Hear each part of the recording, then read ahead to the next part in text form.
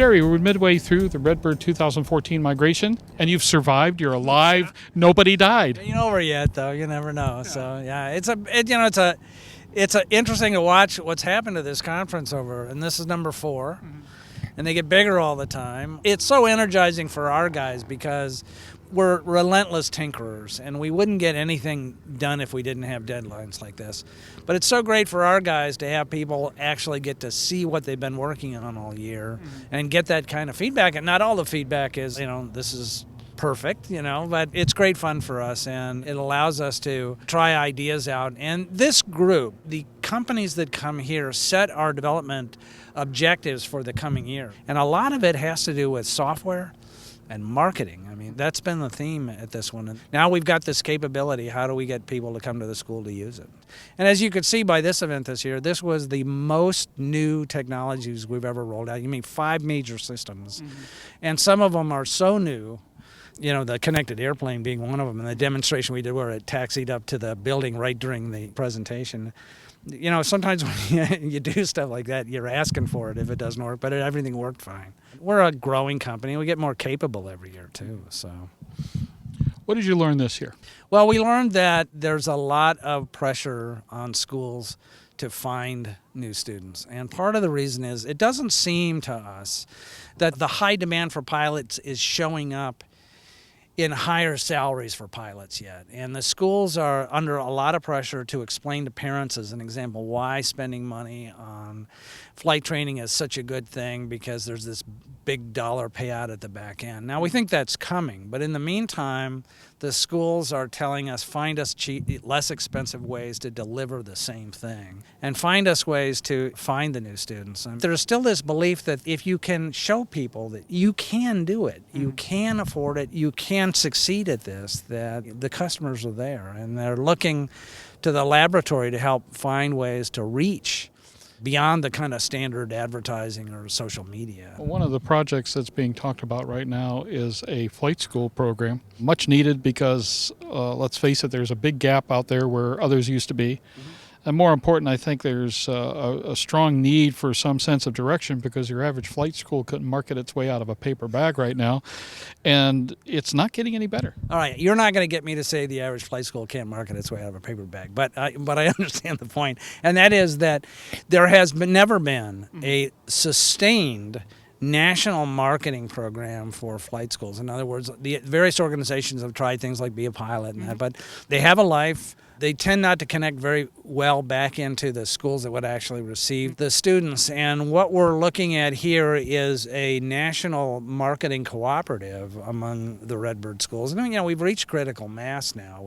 We're in 47 countries, over 1,000 units, and we've delivered 332 new simulators this year, where we can go to the marketplace directly to the consumer and say, you can fly.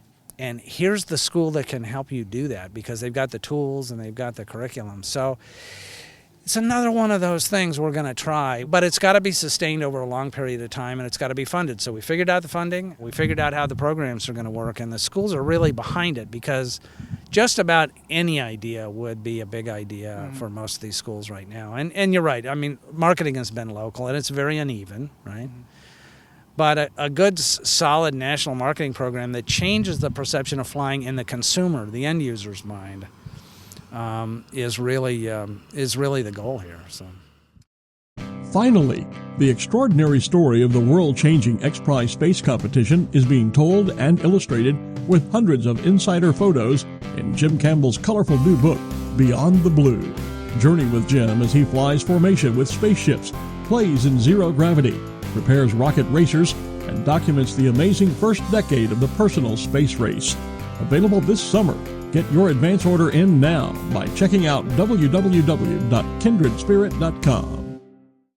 Redbird is quickly becoming the industry standard for flight training. Since Redbird introduced its revolutionary FMX in 2007, colleges, universities, and flight training operations around the world have integrated Redbird products into their curriculum. It's time to discover what Redbird can do for you. Join the migration. A little bit over a year ago, you introduced Red Hawk. Imagine you've got some interesting lessons having been learned from that project. Well, the Red Hawks have got a lot of hours on them now, and we've delivered them to other customers besides the Skyport, the Marine Corps Academy, and other schools.